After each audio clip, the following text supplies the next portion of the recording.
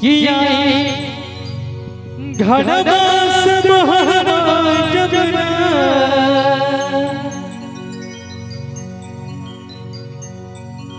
किया बहना से घबरा जगना आई गिले बलम जी कि छोटी घाट के रसोए जाइए बलम जी कि छोटी घाट के रसोए जाइए बलम जी बहना से घबरा जगना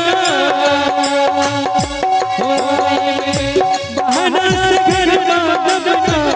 आई गिले बलम जी कि छोटी घाट के रसोए जाइए बलम जी कि छोटी घाट के रसोए जाइए बलम जी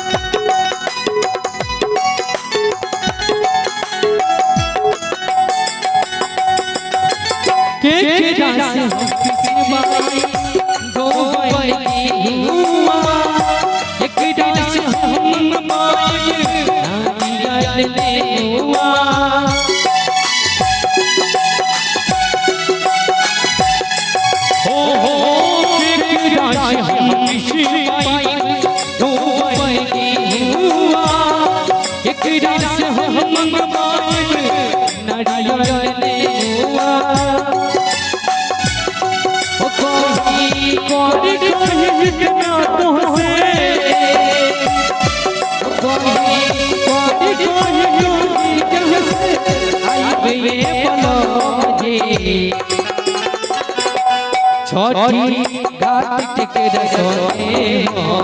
जाइए बलम जी ओ छोटी घाट के रसोए जाइए बलम जी नौकरी से घरवा बना ओ नौकरी से घरवा बना आइए बलम जी छोटी घाट के रसोए आइए बलम जी ओ छोटी घाट के रसोए आइए बलम जी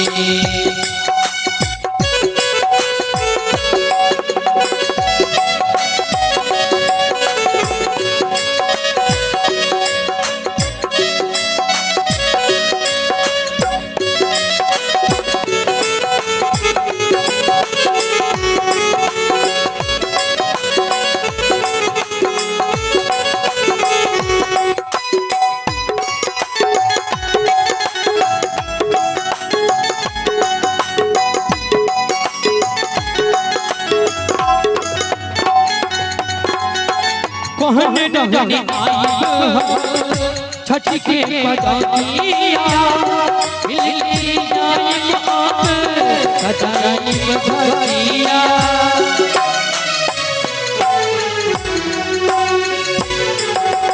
ओ कहने डहने छठ के पदनिया मिलके जाए सजाई बधनिया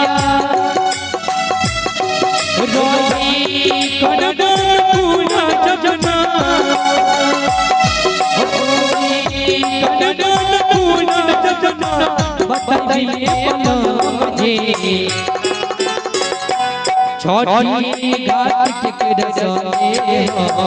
जाइए बलम जी ओ छोटी घाट के रसोए जाइए बलम जी नौकरी करना जगना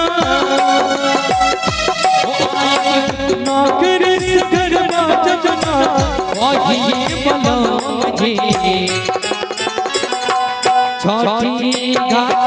रसोये हो जाइए बलराम जी ओ छठी घाट के रसोये हो जाइए बलराम जी ओ छठी घाट के रसोये हो जाइए बलराम जी ओ छठी घाट के रसोये हो जाइए बलराम जी। प्रेस बोले छठी मैया की।